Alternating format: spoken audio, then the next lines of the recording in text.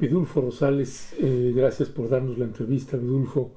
Vidulfo, hoy hubo, después de 10 días de larga espera, hoy se suscitaron hechos en Palacio Nacional que evidentemente la prensa corporativa pues la está usando para colocar otra vez a los normalistas como estos jóvenes violentos y vándalos. Yo te pediría para la audiencia que te está escuchando, que te está viendo, qué fue lo que sucedió, una crónica de qué fue lo que sucedió y cómo es que se llegó hasta el día de hoy, 6 de marzo del año 2024.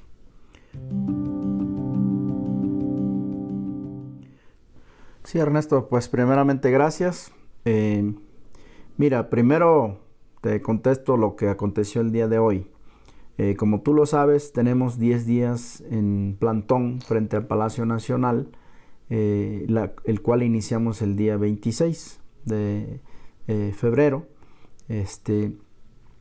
Estamos solicitando pueda reinstalarse el diálogo que se rompió a mediados del mes de enero, y que no ha avanzado el diálogo, ¿verdad? Y aunado a que ha habido nulo diálogo, están pendientes la entrega de documentos de archivos militares consistentes en 800 folios que el Ejército Mexicano no ha entregado. Está pendiente información adicional que tiene que ver con el paradero de 17 jóvenes que, según la información que obran los archivos militares incompleta, refieren que 17 fueron trasladados de Barandilla Municipal a un lugar a las afueras de Iguala.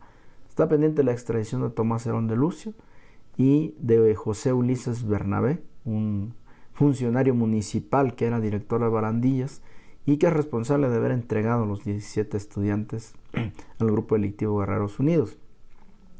Esos son los temas que hemos estado pidiendo desde hace meses se pueda retomar, pueda haber una respuesta, pero particularmente de los dos primeros, que tienen que ver con los 800 folios y la información adicional de 17 estudiantes trasladados de Barandilla. Para nosotros resulta fundamental poder retomar. Ahí nos quedamos, Ernesto, en el diálogo con el presidente que se tuvo desde el año pasado. El 20 de septiembre tuvimos un diálogo en la que incluso le hicimos una solicitud formal por escrito en el que estamos describiendo los números de folios faltantes. Nunca dio respuesta. Nos mandó el día 25 de septiembre a la secretaria de Gobernación, la secretaria de Seguridad Pública, dieron lectura a una carta que mandó el secretario de la Defensa Nacional, en la que prácticamente no responde a la solicitud de los 800 folios. Dice que ya se entregó todo. Respecto a los 17, dice literalmente, pues el Gildardo López Astudillo lo tiene de testigo protegido el gobierno, entonces pregúntenle a él. Prácticamente pues no nos da respuesta. Después de eso, Ernesto, hemos estado solicitando de nueva cuenta dialogar con el presidente para discutir este tópico de la información faltante, que para nosotros es relevante, pues puede darle un vuelco distinto a la investigación y podemos avanzar, nosotros consideramos, pero no se ha podido. La posición del gobierno ha sido tan dura, que es lo que llevó a la salida del grupo interdisciplinario de expertos independientes, la negativa a entregar estos documentos. Este mismo tema de las tensiones que vivimos en septiembre con motivo de la negativa de entregar los 800 folios hizo crisis en la figura del subsecretario Alejandro Encinas, que terminó por renunciar.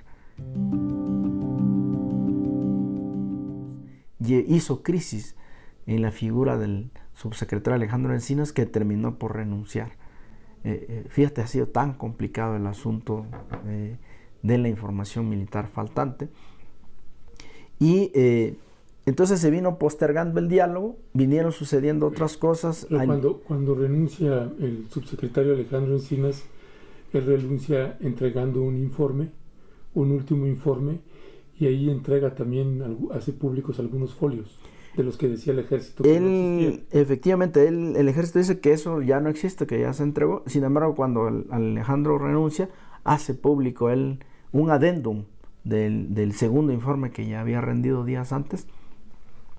Y en ese adendum él entrega 18 folios de los faltantes, y dentro de esos 18 folios viene información sumamente relevante, ¿no?, que da cuenta de comunicaciones intervenidas a varias personas. No sabemos qué personas son, pero que esas personas están hablando de lo que está ocurriendo en tiempo real el día 26, la noche del 26 de septiembre.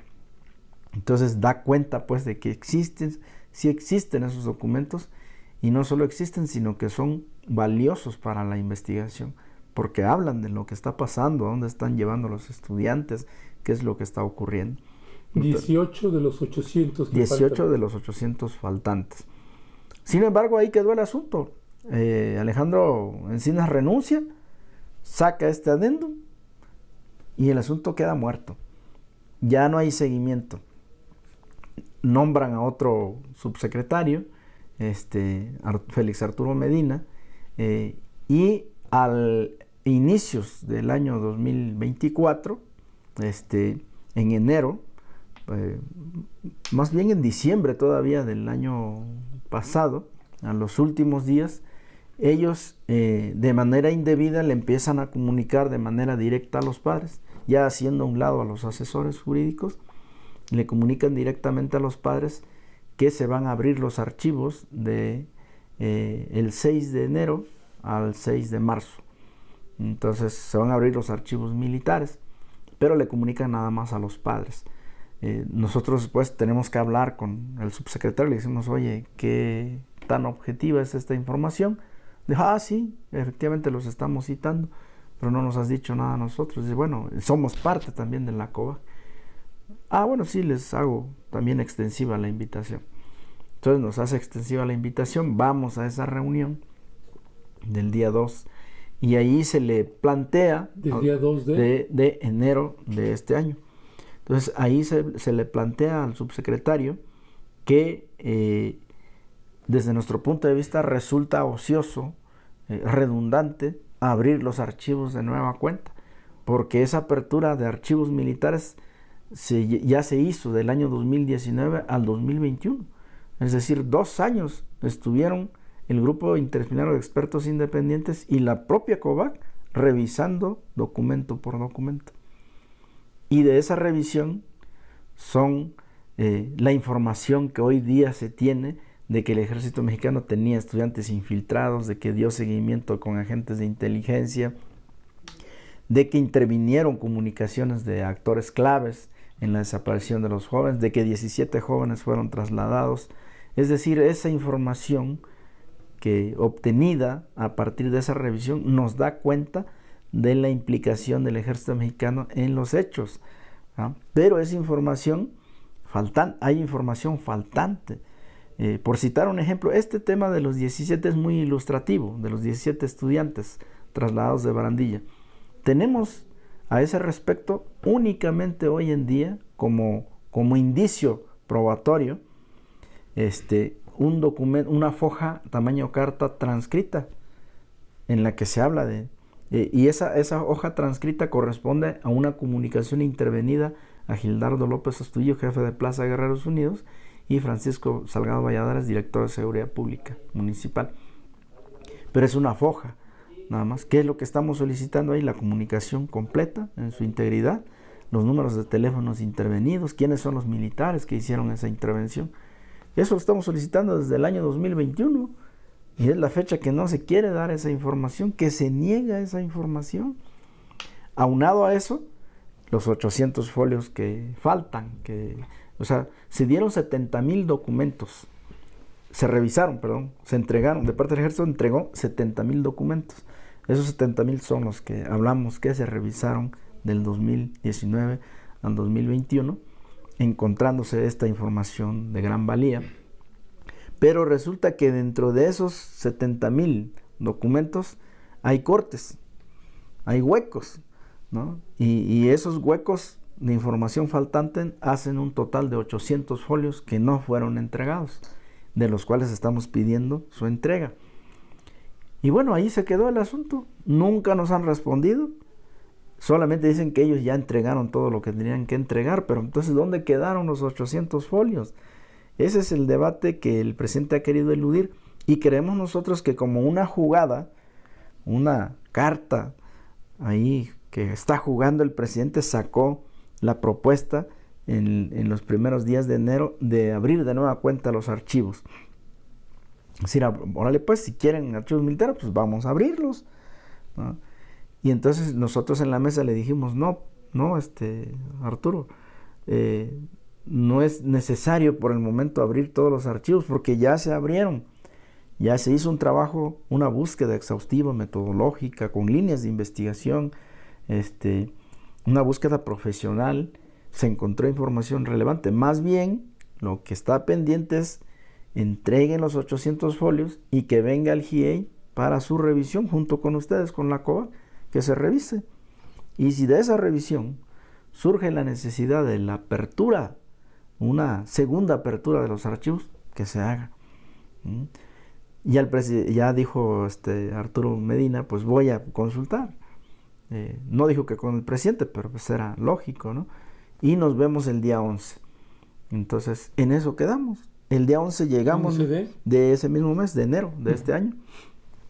Llegamos nosotros a la reunión del 11 de enero y con la sorpresa de que ahí estaba un grupo de padres que hace años fue expulsado por asistir a la marcha de los Abarca, ¿no? Entonces los padres dijeron, bueno, pues no. Y no nos avisaron. Nunca nos dijeron, ni a los padres, ni a nosotros, ¿saben qué? Vamos a sentar el otro grupo que está ahí de padres expulsados de su organización, o de otros padres que nos hubieran mencionado. Ellos sabían, Ernesto, el gobierno sabe de la existencia de este grupito de padres, sabe lo que ocurrió, sabe que asistieron a la marcha. Alejandro Encinas lo tenía muy presente, muchas veces le pidieron reuniones conjuntas en la COBAC. Alejandro Encinas se lo negó porque sabía que eso podía ocasionar fracturas, podía ocasionar problemas en la investigación, problemas en el proceso de indagación de la verdad. Entonces, obvio que iba a quebrar, es un golpe a los padres. Pero Félix Arturo Medina lo hizo, lo sentó ahí sin avisar. Obviamente lo que provocó es que los padres dijeron, pues nosotros no nos vamos a sentar. Nos vamos, y se pararon de la mesa. Entonces, a partir de ahí se quebró el diálogo, ¿no? Pero simultáneamente el presidente ha empezado con descalificaciones en las mañaneras, con una narrativa muy clara, ¿no? Esgrimiendo varios elementos. Uno, dice que los abogados, principalmente se enfocan en el Centro PRO, que promovieron ellos la liberación de los detenidos. Dos, dice que el grupo de expertos se opuso a la detención de Murillo Karam. Dice que hay intereses ahí oscuros, políticos, porque tiene metidas las manos Emilio Álvarez y Casa y la OEA y la Comisión Interamericana. Una cuestión ahí media rara, porque pues, esos son organismos internacionales de derechos humanos y de una organización de Estados americanos, de la cual México es parte, y es uno de los países que más financia a la OEA y que más financia a la Comisión Interamericana, paradójicamente. Pero bueno, esa es su narrativa de él, y ha venido con esa campaña, esa narrativa en las mañaneras muy fuerte, descalificando, y por el otro lado tratando de medrar la unidad de los padres de familia con este grupito, al grado de que en esta reunión que te digo del 11, nosotros nos paramos de la mesa. Después sacó un comunicado a la subsecretaria de gobierno y dijo, algunos padres se pararon de la mesa, se fueron, se respeta su decisión, pero esta subsecretaría va a continuar trabajando con quienes así lo deseen. Después supimos que se siguieron reuniendo con el grupo pequeño de padres y el ex compañero Felipe de la Cruz que antes pues, era vocero. Y que ni Y siquiera los es padre. padres, no es padre de familia, y que él decidió salirse del núcleo de padres porque se fue a pelear por una candidatura a diputado federal por Guerrero, ¿verdad? Una precandidatura por Morena. Entonces él decidió irse, no lo avisó a los padres, no lo consultó, utilizó, los padres se sintieron utilizados por por esa situación. Entonces no, él solo se salió. Ahora está aprovechando estas diferencias que hay, este rejuego que el presidente y el gobierno federal le está dando a este grupo, y él está encabezando este grupo político. Se ha constituido en el interlocutor del gobierno, Felipe, ¿no? Entonces eso molestó y se pararon los padres de la mesa. Pues son 4 padres. Son 4 padres nada más. Y a esos 4 padres agrégale que dos madres están con nosotros, que eran parejas, ellos, pero que por cuestiones personales, pues se separaron. Las madres están con nosotros y sus esposos andan allá con Felipe. Entonces descuéntale esos 2, serían prácticamente 2. Son los que marcharon en favor de Abarca. Son los que marcharon exigiendo la libertad de José Luis Abarca Velázquez y su esposa. Fue algo que de los padres les dolió, los ofendió mucho, ver cómo sus propios compañeros tomando un micrófono y diciendo, gritando que exigen la liberación del matrimonio Abarca, pues fue muy fuerte. Entonces claro, los padres tuvieron que deslindarse y decir que ya no son bienvenidos al grupo. Y eso el gobierno lo sabe, tiene conocimiento, y a sabiendas de eso, pues los llevó a la mesa. Entonces ahí se rompió definitivamente el diálogo. Sin embargo, fíjate que después, todavía haciendo un esfuerzo por querer retomar el diálogo, nos volvimos a reunir como 2 semanas después del 11 de enero, nos volvimos a reunir con Félix Arturo Medina, ¿no? Personalmente me pidió que pudiéramos reunirnos. Yo hice un esfuerzo con los padres por explicarles, para decirles que era necesario retomar el diálogo con el gobierno. No podíamos dejar ese espacio ahí. Incluso esto nos llevó a diferencias con padres, con compañeros, pero finalmente se optó por ir a esa mesa de diálogo. ¿Y cuál fue la sorpresa? Que en esa mesa de diálogo, Félix Arturo Medina, en lugar de hacer un trabajo técnico, volvimos a poner en esta mesa de trabajo el 26 de enero. El 26 de enero tuvimos esa reunión. De la exigencia de los 800 folios. Otra vez volvemos a poner los 800 folios, el regreso del GIEI para su revisión. Y de los 800 folios, primero empezó a darnos respuesta con relación al GIEI. Y dijo que el GIEI ya no le tiene confianza al gobierno, porque es un grupo cercano a la OEA. Sacó a relucir la sentencia otra vez, que por eso se ha entorpecido el caso, que porque hubo un juez que liberó a varios detenidos. Y de los 800 folios dijo que pues ellos lo iban a revisar, lo iban a ver y después nos daban respuesta. Pues ahí se enfrascó en la confrontación con él, porque empezamos a discutir el tema de la sentencia. Le digo, bueno, ¿y esa sentencia qué tiene que ver? Efectivamente es una resolución judicial que declara ilícitas las pruebas, porque fueron obtenidas bajo tortura, ¿no? Porque fueron investigaciones turbias, sucias, desasiadas, que se denominó verdad histórica, esa investigación que ustedes mismos como gobierno cuestionan, ¿no? Y que por primera vez un tribunal dijo efectivamente esa verdad histórica fue una investigación turbia, sucia. Y nosotros decimos, pero lo que no dicen ustedes como gobierno es que esa misma sentencia ordena redireccionar la investigación, fortalecerla, hacer una nueva investigación, recabar prueba nueva y volver a ejercitar acciones penales contra los responsables. Incluso esa resolución habla de que hay que tomar en cuenta altos estándares en materia de derechos humanos e incorporar organismos internacionales que coadyuven. Entonces, eso ellos, ustedes no lo dicen. Incluso también en aquella reunión le dijimos, bueno, hablan de la OEA como si fuera de lo peor. Si tanto tienen antipatía contra esa organización intergubernamental, pues entonces sálganse de la OEA. Y bueno, terminó de muy mala manera la reunión. No dio respuesta Arturo a ninguno de los planteamientos que estábamos llevando sobre la mesa y decidimos pararnos. No había condiciones para seguir, era una confrontación sin sentido, y a partir de ahí se rompió el diálogo. Y hemos estado entonces solicitando con mayor énfasis que es necesario dialogar con el presidente. Si con el presidente vamos a confrontarnos, vamos a debatir, vamos a decirnos las cosas con claridad, pues hay que hacerlo con él. Además, él ha dicho que él conduce las investigaciones, porque ya vimos que con Félix Arturo Medina no se puede, no hay posibilidades de avanzar. Y a partir de ahí hemos estado dialogando. Consideramos nosotros, Ernesto, hoy por hoy vital, fundamental, retomar el diálogo, colocar los temas fundamentales que yo te acabo de enumerar en la mesa de diálogo y de poner estas actitudes de descalificación, de querer darle un tinte político al caso Ayotzinapa, de decir que hay conservadores atrás del caso.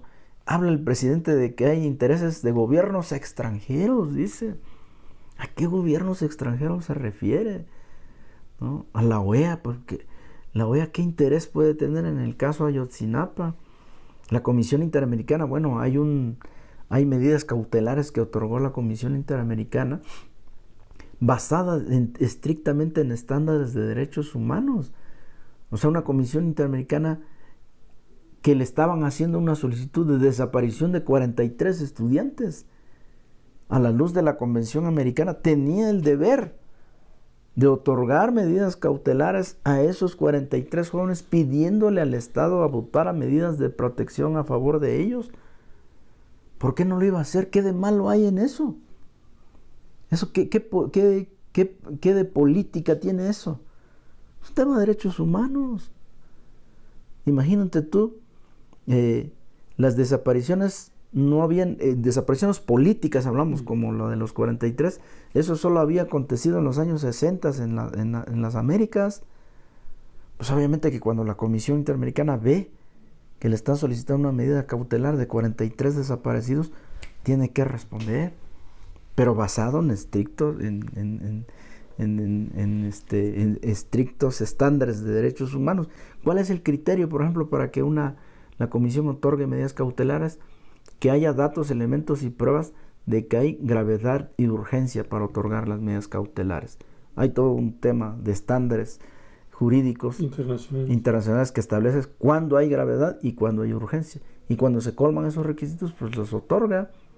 Emilio Álvarez no tuvo nada que ver. Resolvió un grupo de 7 comisionados en pleno de la Comisión Interamericana, incluso que son de distintas nacionalidades.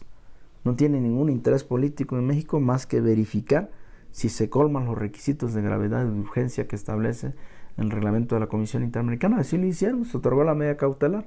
Emilio Álvarez, en su carácter de secretario ejecutivo de esa Comisión Interamericana, pues lo que hizo es trasladar la resolución que emitió el Pleno de la Comisión Interamericana al Estado mexicano y a nosotros. Y ya las propias resoluciones, Ernesto, de la Comisión Interamericana nunca dicen qué tipo de medidas van a otorgar. Las medidas son genéricas. La propia Comisión Interamericana dice, para implementar esta medida cautelar, reúnanse las partes para su implementación ya en el plano concreto. ¿Qué fue lo que hicimos después?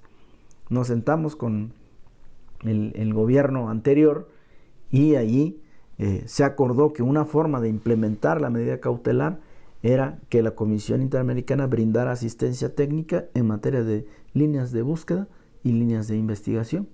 Y fue así como se acuerda que llegara al grupo interdisciplinario de expertos independientes. Ese fue el proceso. Emilio Álvarez Casa no tuvo nada que ver, él era secretario ejecutivo. Ese acuerdo se sacó con el gobierno anterior, ¿verdad?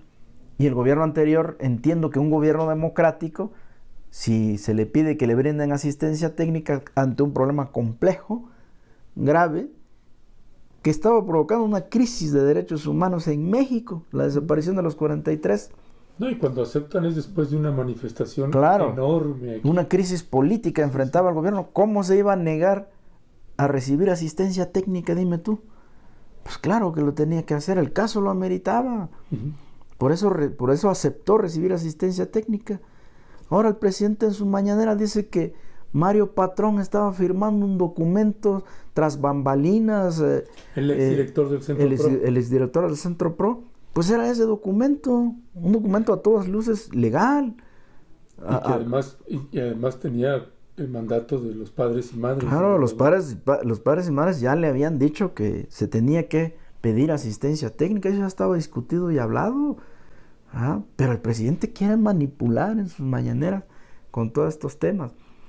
Y justo, Ernesto, nosotros los que consideramos, para ir dando respuesta a la pregunta inicial, consideramos que al día de hoy el presidente está generando toda esta descalificación en sus mañaneras, toda esta narrativa que incluso ya la asienta en su libro que sacó, todos estos elementos, queremos nosotros, uno, para desviar el tema, crear una cortina de humo y tenernos en este debate. Y el corazón de la investigación, la información que los militares tienen que entregar, pues queda intocado y ya no da respuesta a las exigencias genuinas y temas torales de la investigación. Entonces, uno. Y dos, él ya está en una especie de cierre del caso. Ya está dando portazo, ya está dando por terminado el caso, y lo que está haciendo con esta narrativa es buscar culpables, ¿no? Buscar culpar a alguien del fracaso que él ha tenido en el esclarecimiento de estos hechos, ¿no? Por eso ahora dice, bueno, todo iba bien hasta que desaparecieron los del Centro PRO, los del GIEI, y vinieron a descomponer esta investigación que yo ya llevaba muy avanzada, ¿verdad? Eso está diciendo, pues obviamente es una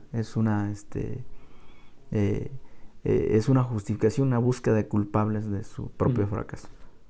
Para nosotros, el presidente está teniendo esta narrativa con estos dos fines, ¿verdad? Desviar la investigación y buscar culpables de su propio fracaso en la investigación y el esclarecimiento de los hechos. Va de salida, ya. Aquí llegó la investigación y esa va a ser la tónica del presidente en los días que le restan, ¿no? Y las madres y padres de familia no estamos dispuestos a que eso acontezca, Ernesto. No estamos dispuestos a que eso acontezca. Lo que nosotros queremos es retomar el diálogo, deponer esas actitudes que lo único que está provocando el presidente es elevar la confrontación con las madres y padres, es enconar más las cosas.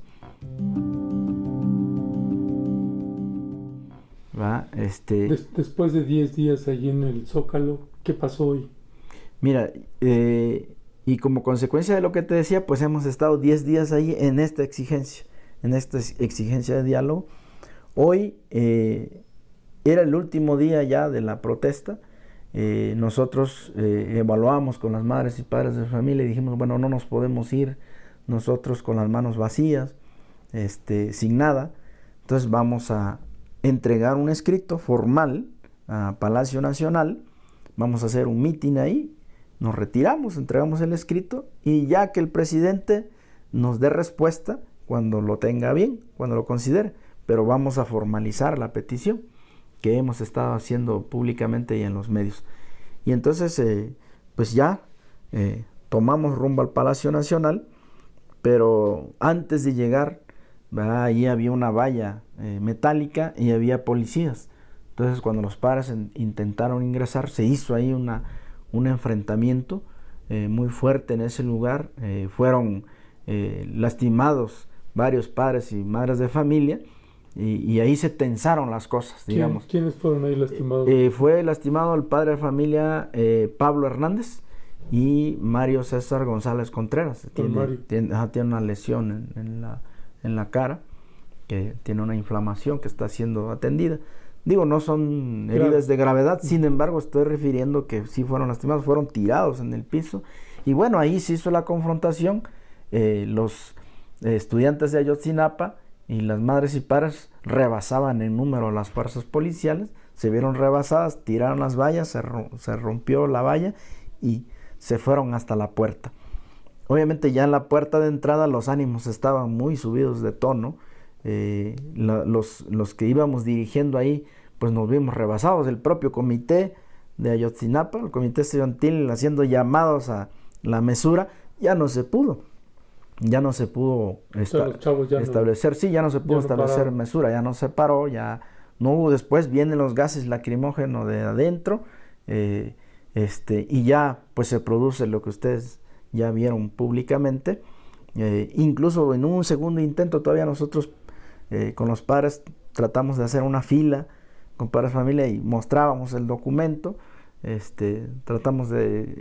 Llamábamos en ese momento a que nos alcanzaran el sonido. Ya todo era un caos, ya todo estaba, ya se había salido de control, las tensiones ya estaban muy subidas de tono de ambas partes. De allá adentro también estábamos. O sea, ahí los padres y madres no lograron ya contener a los ya no se pudo contener a la ira, la fuerza de los jóvenes.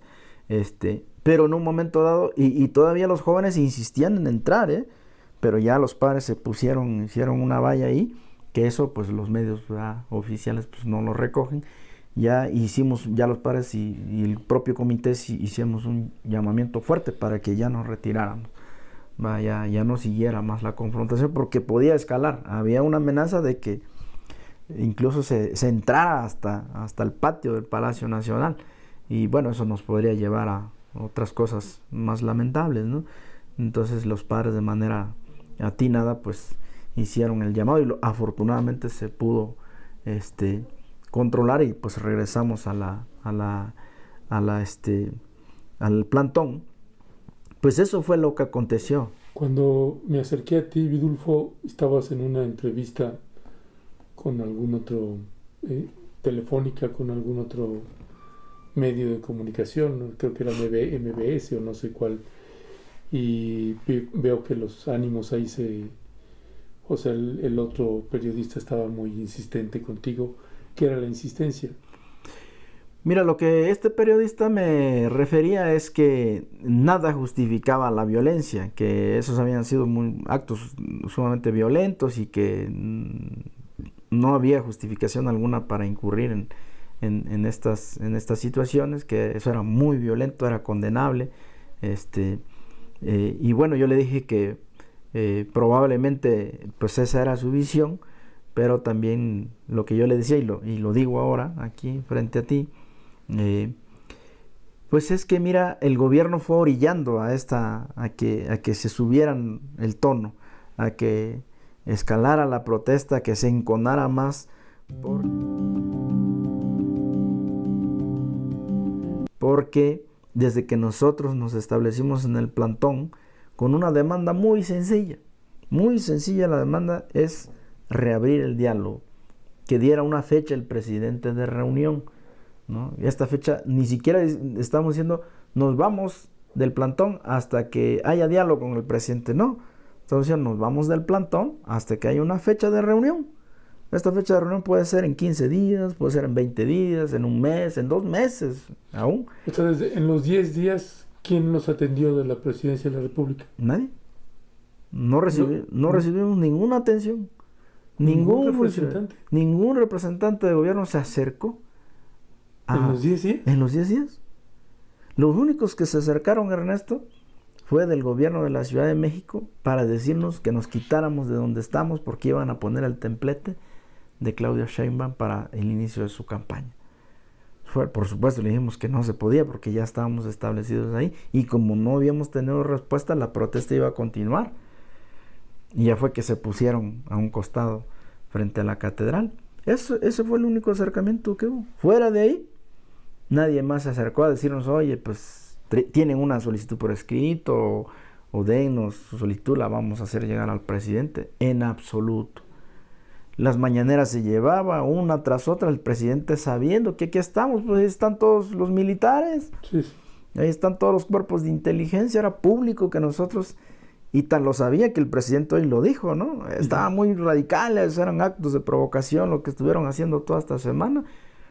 Pues sí, presidente, ya estábamos protestando, pero tan fácil era darnos una fecha de reunión y hubiéramos evitado. Hubiera un acercamiento desde el primer día de nuestro plantón, construir una ruta de diálogo, pues yo creo que eso nos hubiera evitado llegar a donde estamos, ¿no?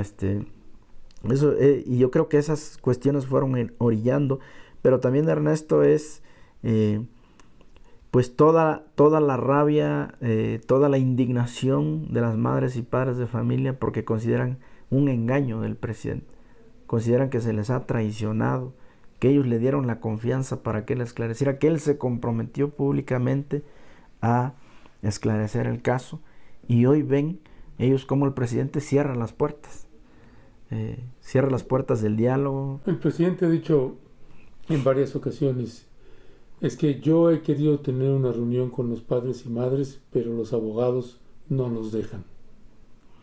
No, pues es totalmente falso, porque somos nosotros quienes estamos pugnando porque se dialogue. Somos nosotros los que estamos pidiendo que haya una reunión con el presidente.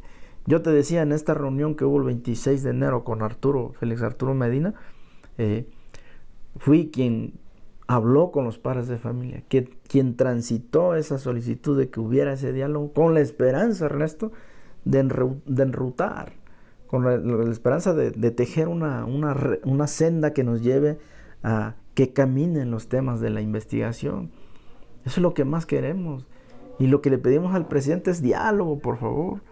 Y de poner estas actitudes que él ha estado esgrimiendo en las mañaneras. Eso que él esgrima en las mañaneras es netamente político. Él está provocando, él está enconando las posiciones. Comentaba hoy en el noticiario, Vidulfo, que sentíamos que hacía falta un interlocutor, que ya que no está Alejandro Encinas y con esta incapacidad tremenda del subsecretario Arturo Medina, que hacía falta un interlocutor, una mediación, alguien que tuviera pues oficio político. ¿Qué decía al respecto? Mira, por una parte nosotros no lo hemos, por supuesto, transitado todavía con los padres de familia, es una apreciación de mi persona. Creo que probablemente pudiera fungir ese papel Luisa María Alcalde. Es joven, viene llegando, pero la función de la Secretaría de Gobernación. Y es su función, además la veo como muy indecisa a retomar de manera decisiva pues ese papel que pudiera ayudar. Mira, nosotros, si siguen las posiciones tan enconadas, tan encontradas, nosotros estamos buscando a la iglesia, ¿no? Estamos buscando a los obispos que integran el episcopado mexicano para pedirles que ellos intercedan por los padres de familia. También vamos a hacer llegar una petición al Papa, ¿verdad? Para que él pueda interceder por los padres con el presidente de la República. Nosotros no queremos ya más confrontación, no queremos continuar en esta polarización, pero me parece que el presidente él no tiene el más mínimo interés de construir una ruta dialogada. Me parece que su posición es continuar confrontando, continuar enconando, continuar haciendo estos llamamientos a la confrontación entre padres y madres, pero nosotros no estamos en esa ruta. Te digo, vamos a hablar con los obispos, vamos a buscar su apoyo, su ayuda, a ver si a través de ellos pudieran interceder, porque de momento no vemos un actor legítimo, un actor con fuerza moral, política, dentro del gobierno que pueda mediar. Vidulfo Rosales, para terminar la entrevista,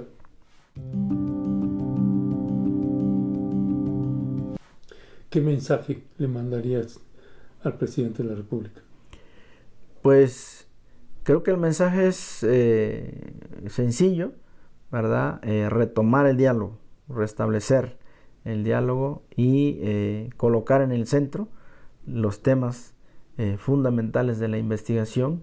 Sabemos que son complejos, que son difíciles, pero faltan 7 meses. En esos 7 meses se pueden tener avances. Nosotros diríamos al presidente no abdicar de la investigación, no claudicar en la indagatoria. Hay que continuarla impulsando a través de un diálogo respetuoso, a través de un diálogo en el que se le dé un lugar a las víctimas, a las madres y padres de familia y a las propias organizaciones que asesoran, ¿verdad? Es un derecho legítimo que tienen los padres de familia de que en las reuniones pues estén asesorados por los abogados.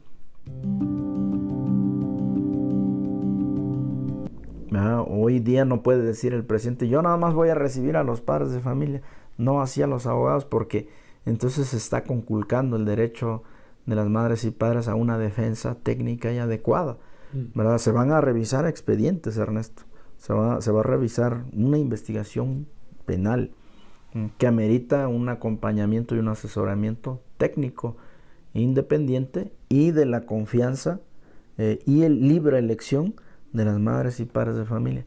Y esa defensa técnica y adecuada de la libre elección de las madres y padres de familia somos nosotros, las organizaciones. Entonces tienen que ir asistidos ellos por sus defensores. Ni modo que ellos hoy vayan asistidos por la Secretaría de Gobernación, pues no, sí. no. Y eso no implica que no se puedan reunir ellos también con el presidente, pero que en términos de la investigación, pues tienen que estar ustedes.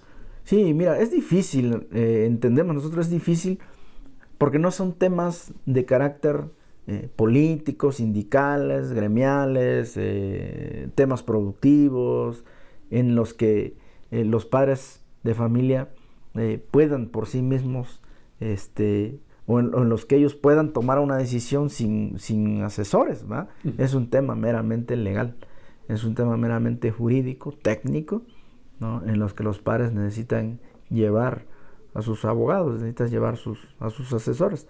Ahora, los padres, pues ellos deciden qué hacer. Eso es cosa distinta, ¿verdad? Si ellos dicen vamos a la mesa de diálogo, pues van a la mesa de diálogo. Si ellos dicen no vamos a la mesa de diálogo, pues no se va a la mesa de diálogo. Nosotros no podemos ir por ellos, nunca los vamos a suplantar. Pero si ellos están diciendo abogados, por favor, dialoguemos, ¿no? Luchemos, planteémosle al presidente que nos reciba, que haya reuniones, que se aborden los temas de la investigación, pues es lo que más es nuestro deber, ¿no? Es nuestro deber, Ernesto. Sí. No es un tema de que si yo quiero o no quiero ir a la reunión. No, yo tengo un deber, incluso hasta puedo ser sancionado penalmente si yo no voy con los padres de familia a la reunión, ¿no? Tengo un deber jurídico de estar presente en la investigación de la mano con los padres, asesorándolos y apoyándolos.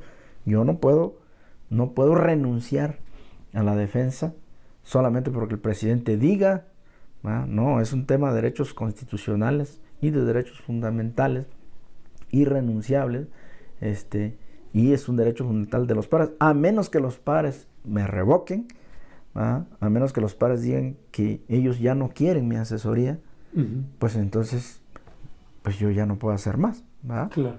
Yo ya no voy a acompañarlos, ya no voy a ir, ya no tengo que ir a las reuniones porque ellos han decidido que yo ya no les brinde la asesoría jurídica.